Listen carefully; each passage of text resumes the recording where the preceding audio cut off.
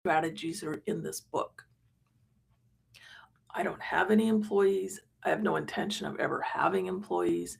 So I find tools to make my life easier and put them into several categories. So the first one is a client relationship manager, a CRM. I'm sure you've heard that term before. It is basically, for me, it's my business in a box. Everything I need is in that CRM. In fact, all of the tool categories that I'm going to talk about today, I have in one tool, which is my CRM. But that is not the way it used to be. I used to have a whole bunch of like one thing in each one of these categories. And so I know the struggle. You've got tons of tools, tons of fees, and it all adds up. It's still cheaper than having an employee, but it all adds up, which is why I went with my CRM, which currently is GoHighLevel. I will be honest, I am now a GoHighLevel agency, but I used this tool for almost 5 years before I ever became an agency or an affiliate or resold it or anything. In fact, I've been using it for 5 years. Now I'm in my sixth year. And what this tool will do is a ton, but you don't have to use all the features. And in the beginning, I didn't. All I used was what I really needed at that point for my business, not realizing that some of the other things in there I really did need for my business. I just didn't understand. So CRM, big category. Again, I use Go High Level. I have used Keep or Infusionsoft in the past. Personally didn't like it. It was too confusing for me. It wasn't how my brain worked. I have clients that use things like MailChimp, Constant Contact, Aweber, all of those. Those really are more email management, newsletters, distribution, that type of a thing, as opposed to a full blown CRM, at least from what I have seen with those. There's another popular one out there called Zoho.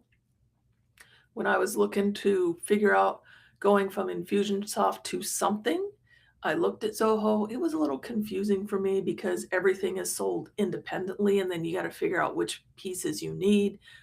I just wanted simple.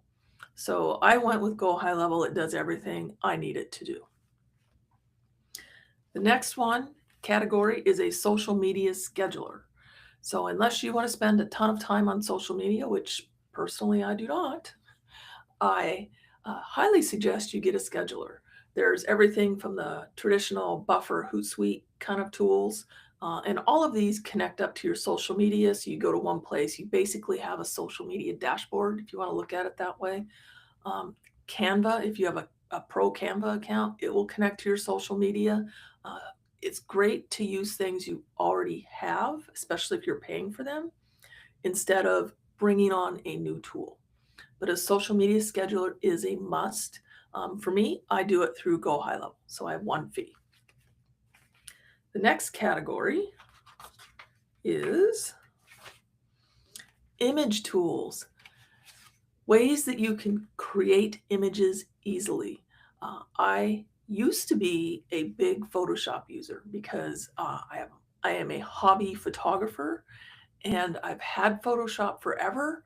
It has a huge learning curve, which I learned in the beginning, at least for the pieces that I need for what I do with it. And then Canva came on the market, and you know what?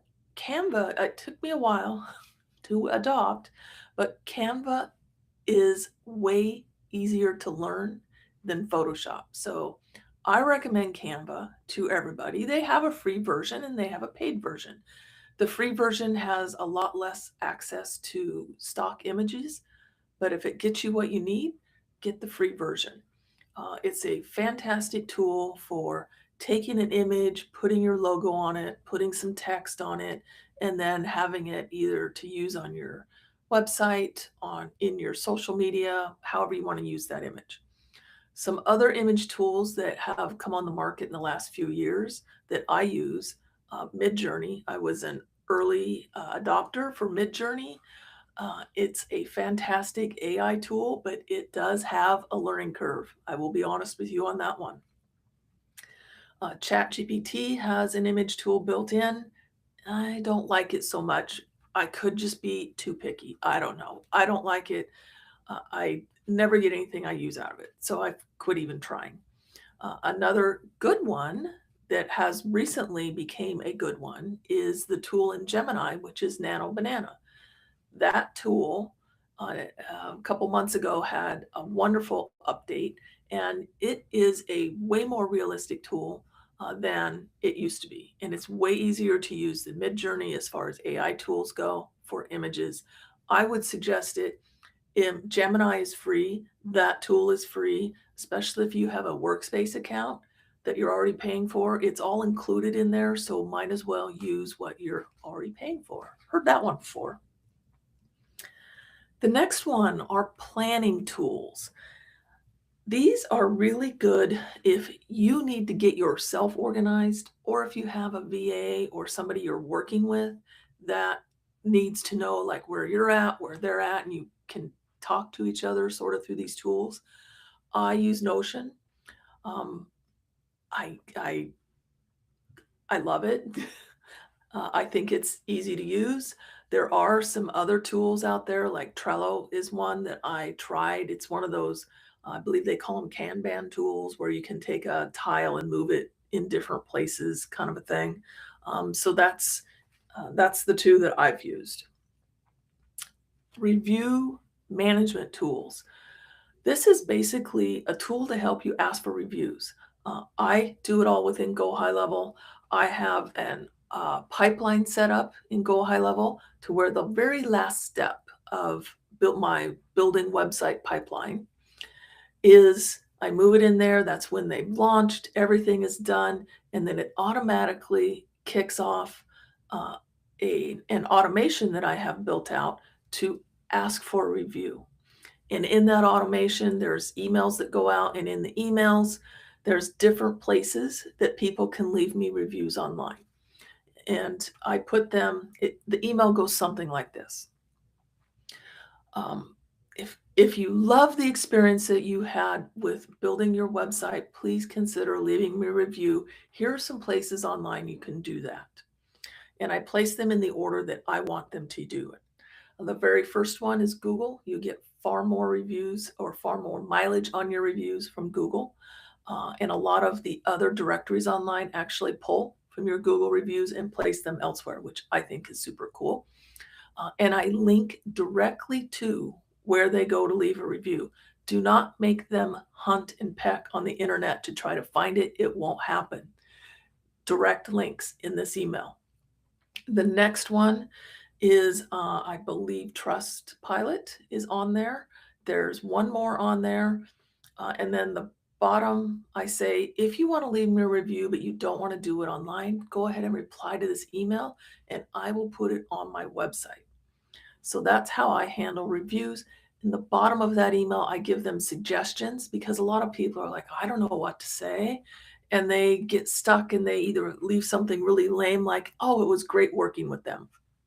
Okay, that's nothing. So, so um, leave them some like thinking points. And I think some of my thinking points are, why did you decide to use us? What was the experience like during your website build? There's like 5 or 6 different like thinking points that I put in there that helps people think about what they're going to write in their review. I'm not writing it for them. I'm giving them thinking points. The other thing about review software is that it makes it easy to respond to reviews as well. And there are some actual review platforms out there where you can sign up for them. They will send out these automated emails for you and they will follow up for you and then they will respond for you. I personally just do it through GoHighLevel. I have an automation set up and they have a way in GoHighLevel that you can now use AI to automatically respond. I personally don't use that. I have a custom GPT I wrote for that, and I just use that and cut and paste and respond. But responding is important for every review. Video editing software is another tool that you will likely need if you're going to be using video. Video editing software is all over the board. There's tons of it out there. I started with Camtasia. I then went to, well, I don't remember what I went to. Then I went to Descript, great AI video editing tool. I like Descript because instead of having to listen and then find where you want to cut or edit, mark your timeline and then listen and find the end and then cut that piece out, it takes way too much time. Descript will transcribe your video for you when you upload it, and then you can read on the side exactly what you said in the video. And if there's something you don't like, you highlight the words and you delete. It deletes it from the transcript and the video. So you're basically reading to edit the video, which is so much faster, at least for me. So I love Descript. Recently, I'm using Riverside, which is what this is streaming through. It is a streaming platform, somewhat like StreamYard or Restream. The reason I went with Riverside, because they, one, had an awesome Black Friday deal, but they automatically make shorts and they automatically do a lot of repurposing stuff within there, which makes my life easier. And tools that make your life easier is what you are looking for. Time tracking tools. This might be something that would be of interest to you, especially if you are hiring somebody to do a certain job and you want to know exactly how much time they're using. Have a time tracking tool available for them to use if they don't have one. And you can track your time so that you can see exactly how much time you spend on things. And that way you can better plan and manage your day with knowing exact numbers instead of just thinking, oh, I probably spend 15 minutes doing this, 30 minutes doing that. And the reality is it's more like 30 minutes on the first and an hour on the second. And then you get done with your day and you're like, okay, I didn't get as much done as I wanted. I don't feel like I've accomplished anything. To get over that, time tracking. One thing you can do, this is free. So instead of getting a actual paying for a time tracking tool, do a time audit like once a quarter for a week on yourself. And just use an Excel spreadsheet.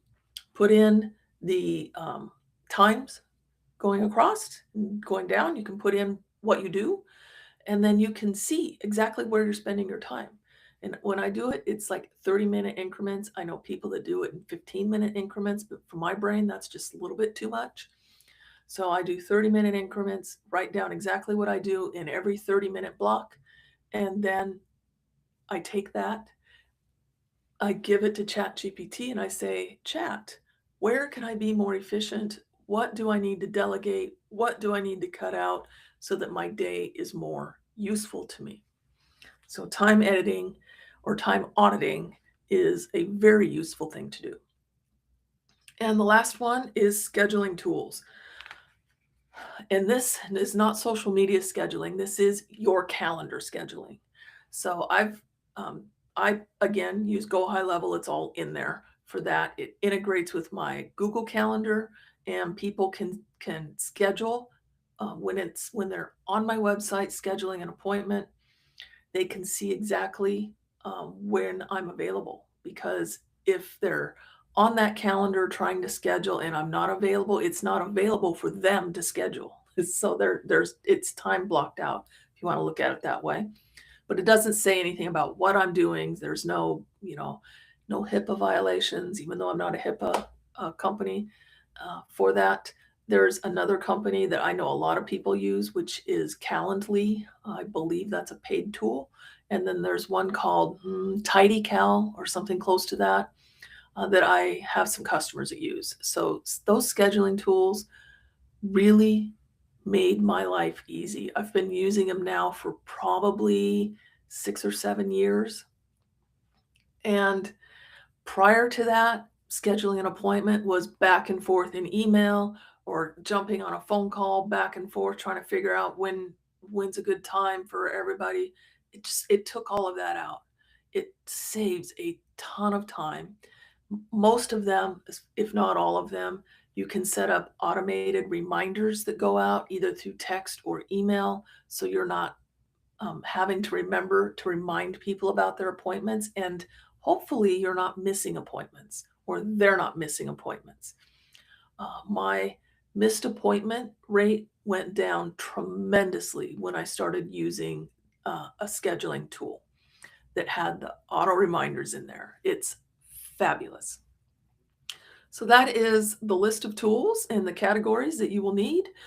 Go ahead and leave in the comments if you have other tools that you really love, because I like sharing tools and other people like to know what works for other people.